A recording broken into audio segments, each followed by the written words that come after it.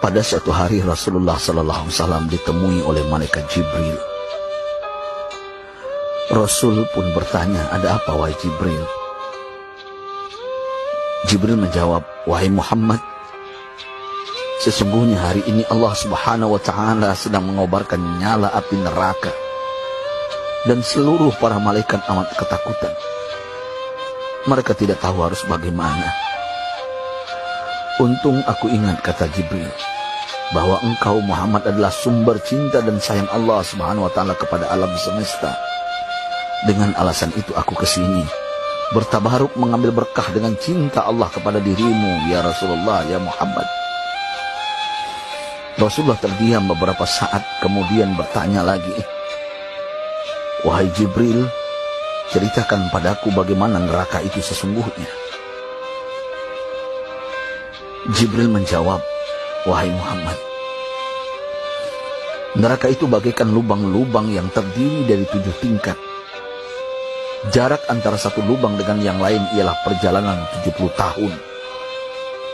Lubang paling bawah adalah lubang yang paling panas.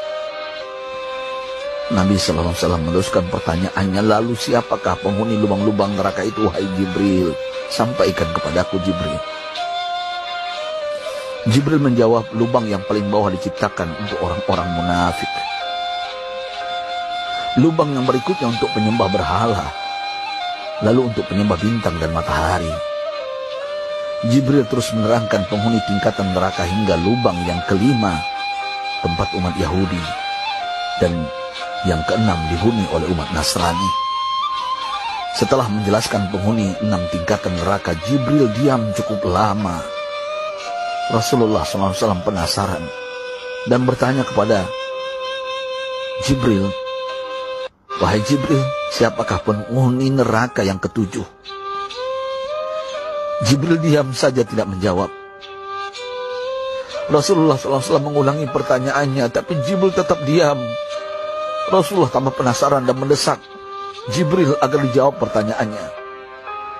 Akhirnya Jibril pun berkata, umatmu wahai Muhammad, mereka itu para pelaku dosa besar di kalangan umatmu, yang dimana sampai mereka mati belum sempat bertaubat.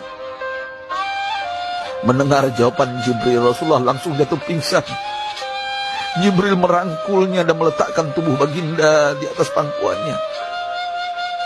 Tak berapa lama Rasulullah SAW sadar dan langsung menangis bersimbah air mata dengan terisak-isak.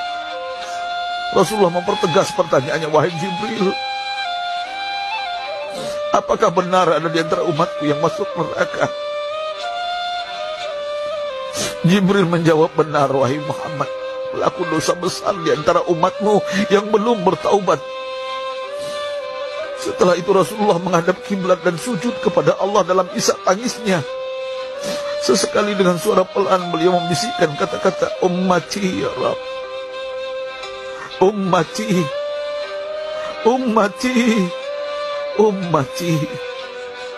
Beliau SAW tidak mengangkat kepalanya dalam keadaan seperti itu selama 3 hari 3 malam, kecuali setiap Bilal bin Rabah mengumandangkan azan, barulah beliau bangkit untuk menjadi imam, dan setelah itu kembali sujud lagi. Pada hari ketiga Abu Bakar menyadari hal ini, beliau mengetuk pintu Rasulullah dan mengucapkan salam 3 kali, namun tidak terdengar jawaban. Abu Bakar sedih dan berseru di hadapan pintu Nabi besar Muhammad SAW, apakah ada jalan untuk masuk ke rumahmu ya Rasulullah? Tetap tidak ada jawaban. Di jalan Abu Bakar bertemu sahabat Umar. Mengapa engkau menangis wahai Abu Bakar? Kata Umar. Abu Bakar menceritakan keadaan Rasulullah SAW. Maka Umar pun melangkah menuju rumah Rasulullah dan terjadilah hal yang sama. Umar pun pulang dan menangis. Di jalan Umar bertemu sahabat Salman Al-Farisi. Dengan terisak Umar bercerita kepada Salman hingga membuat dia amat sedih, namun tidak berani mengulangi hal yang sama. Salman melangkah menuju rumah Fatimah radhiyallahu anha dan menceritakan hal itu. Setengah berlari Fatimah menuju rumah ayah tercinta dan mengetuk pintu sambil mengucapkan salam. Mendengar suara lembut putri tercinta, sejuklah dada Rasulullah. Beliau bangkit dari sujud dan membuka pintu. Alangkah terkejutnya Fatimah melihat Rasulullah, ayah tercinta, amat kurus dan pucat. Fatimah memeluknya lalu menangis. Wahai ayah, apa yang terjadi? Mengapa engkau amat sedih seperti ini? Rasulullah kembali menangis dan berkata dengan suara lirih, wahai Fatimah, belahan jiwaku, bagaimana mungkin aku tidak sedih sedangkan Jibril mengatakan akan ada kelak umatku yang akan masuk neraka. Subhanallah, betapa besar cinta Rasulullah kepada kita umatnya. Sahabatku, Rasulullah mencintai kita. Antaman ma'aman ahbabta, engkau akan berkumpul dengan orang yang kau cintai. Mari kita mencintai baginda Nabi besar Muhammad SAW yang mencintai kita, umat yang tidak rela kita masuk neraka. Mari kita mencintai beliau dengan berselawat. Sahabatku, sampaikan, Rasul mengajarkan kepada kita, mandalla ala khairin falau mislu ajri fa'ilin. Siapa yang menunjukkan kepada kebaikan, maka dia akan mendapatkan pahala seperti orang yang mengerjakannya. Mudah-mudahan ini menjadi pahala jariah bagi kita.